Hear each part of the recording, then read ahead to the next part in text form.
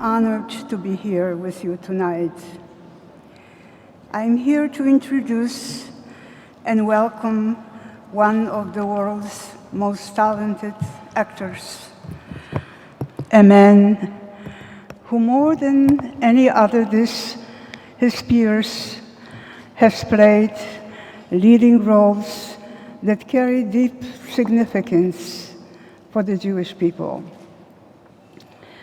From his portrayals of Jewish heroes, such as Otto Frank and Simon Wiesenthal, to Moses 1996, and later Nun in Exodus in 2013, his performances have resonated with the Jewish community. Last year, he starred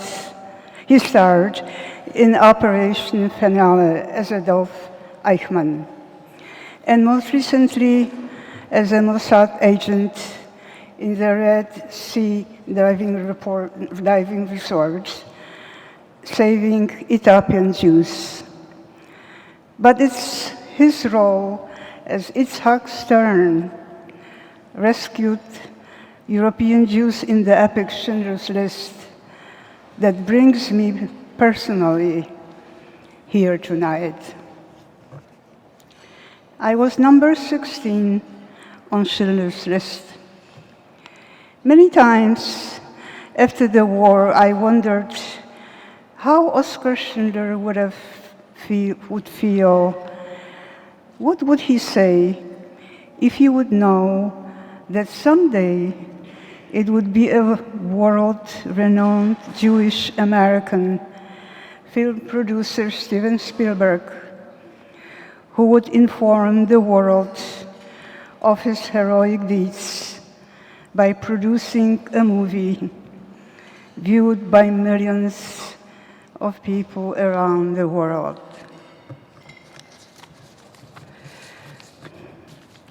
What a great tribute to a man who risked his life to save so many, and what a perfect example of how a single individual can make a big difference.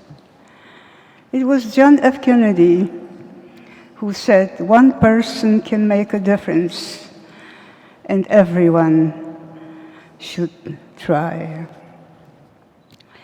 Sir Ben, I am a first-hand beneficiary of the large role you played in bringing our story to light.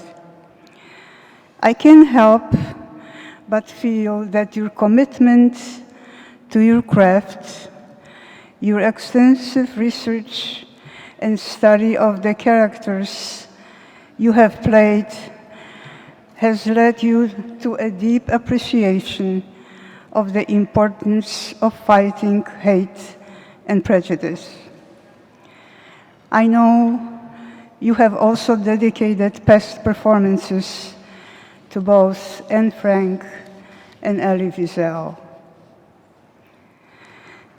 And now, I'd like to leave you with a few personal words.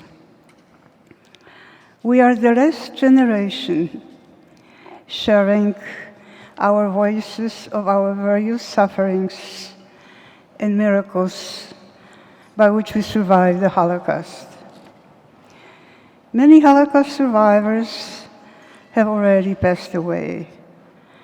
And so, when the rest of us will be gone, we hope that you will keep reminding the world of our past. The films that you have made, Sir Ben, will carry our voices for eternity, and for that we are very grateful. I would now like to call to stage Cantor of Hampton Synagogue, Netanel Hershtik, along with our distinguished honoree of the evening, Sir Ben Kingsley.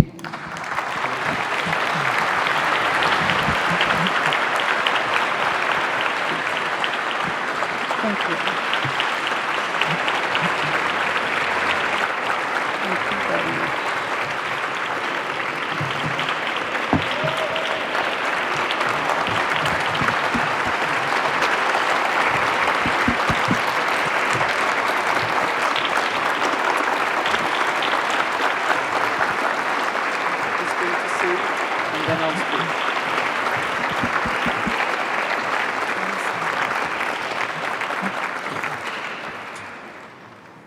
אבי להרים צלול כיין, וריח אורני. נישא ורוח על הבית, עם כל פעמונים.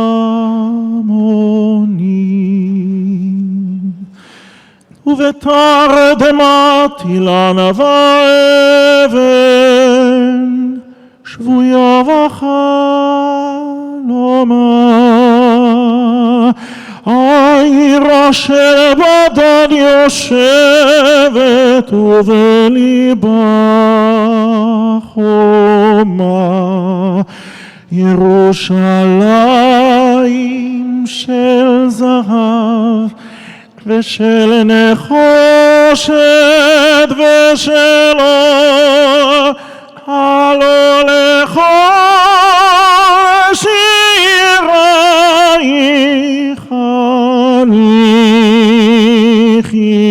הניחינו.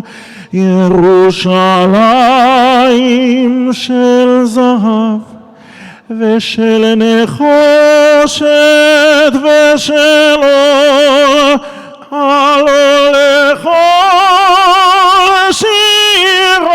שירייך הניחינו. אך בבואי היום לשיר לך, ולך לקשור כתרים, קטונתי מצעיר בנייך ומאחרון המשוררים. כי שמך צורבת השפתיים, כי נשיקת שרף. אם אשכחך ירושלים אשר כולה זהב, ירושלים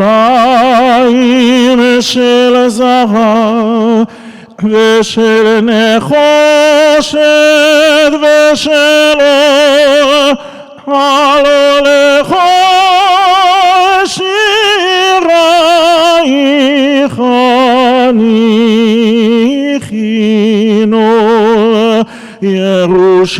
ירושלים של זהב ושל נחושת ושל אור, הלא לכל שירייך הניחינו.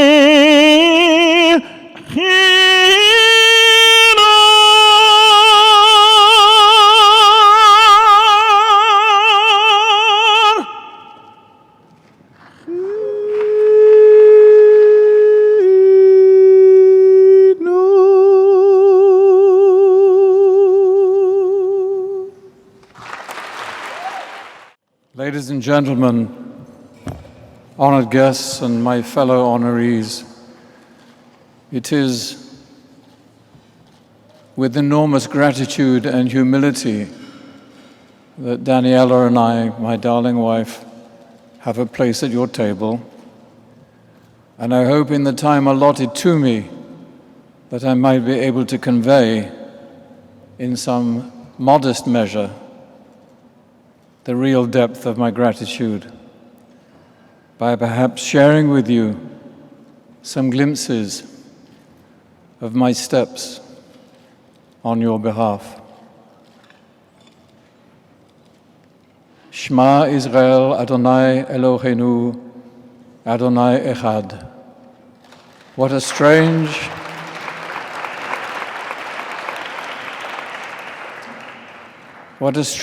irony it was for me to find myself in the role of Adolf Eichmann uttering those words for the first time in my life. How on earth had I arrived at those crossroads that perplexed me, taxed me, and provoked me.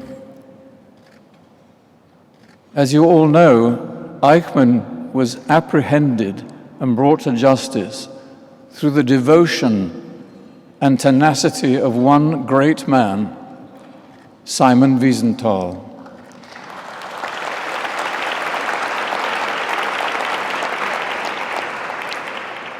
I had the honor of portraying Simon, and I met him first where the mosquitoes live. Let me explain. Simon was often asked, why on earth do you base yourself and live in Vienna?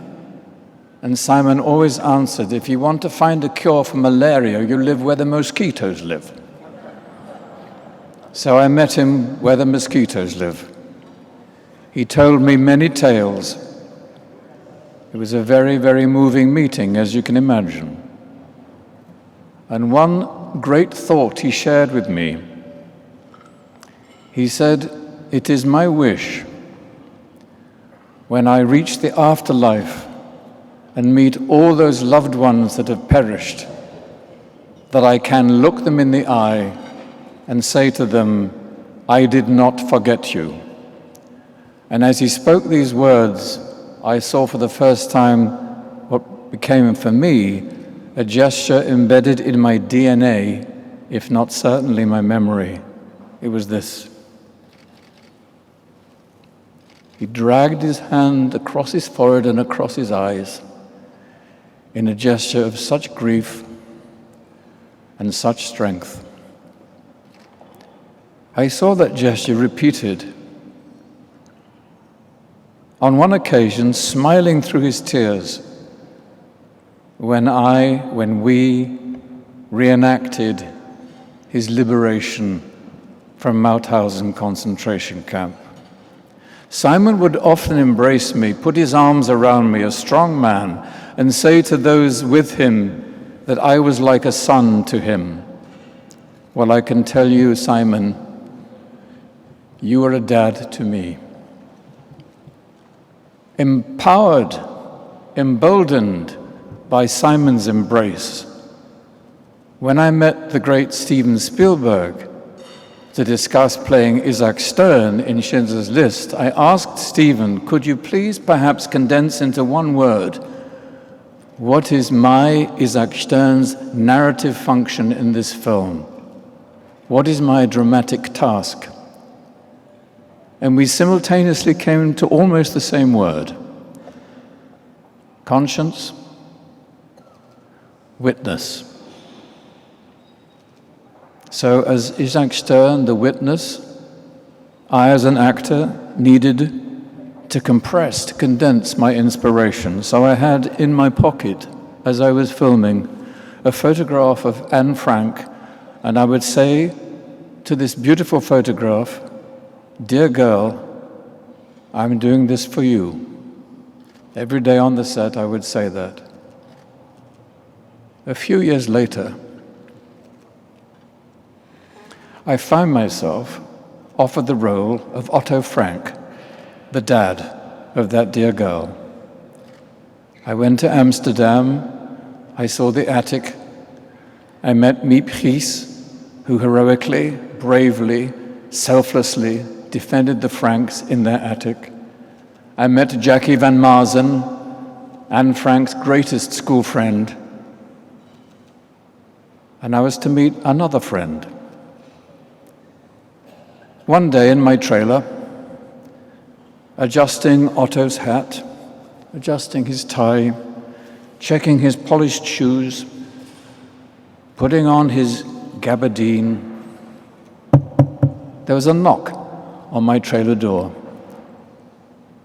There's a gentleman outside, a friend of Otto Frank's, and he would like to meet you. Here is a test, I thought. Here is a test. And as I left my trailer, Otto's friend was waiting for me. And he held his arms out wider and wider and wider and embraced me with these words. he said, "There is my friend. There is my friend."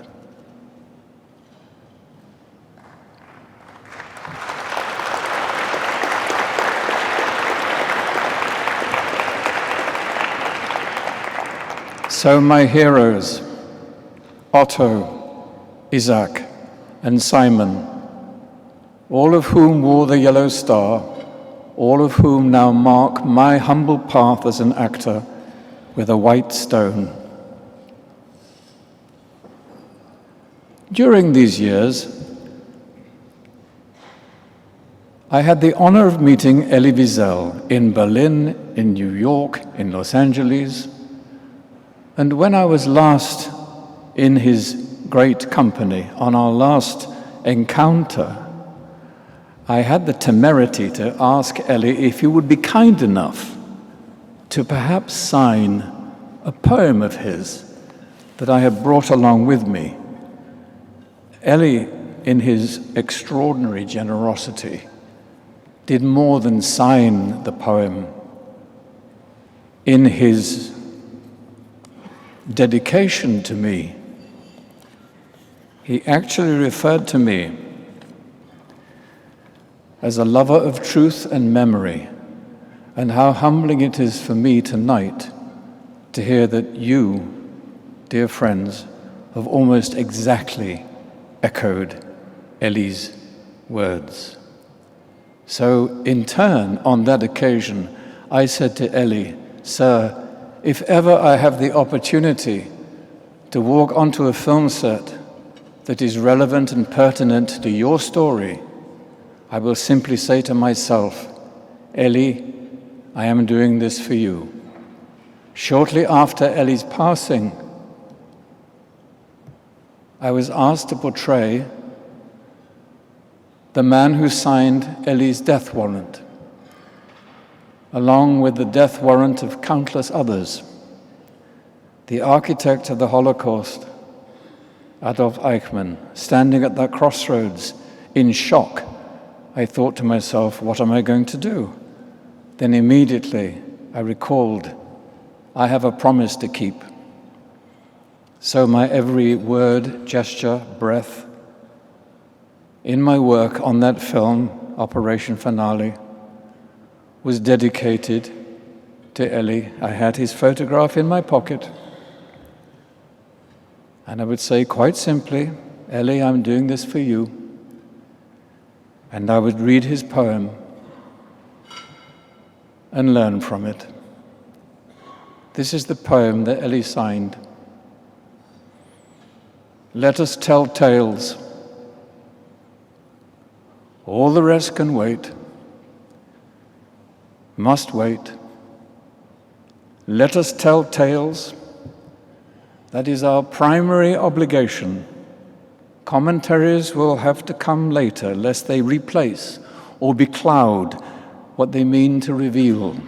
Let us tell tales so as to remember how vulnerable man is when faced with overwhelming evil. Let us tell tales so as not to allow the executioner to have the last word. The last word belongs to the victim. It is up to the witness to capture it, shape it, and transmit it. Elie Wiesel.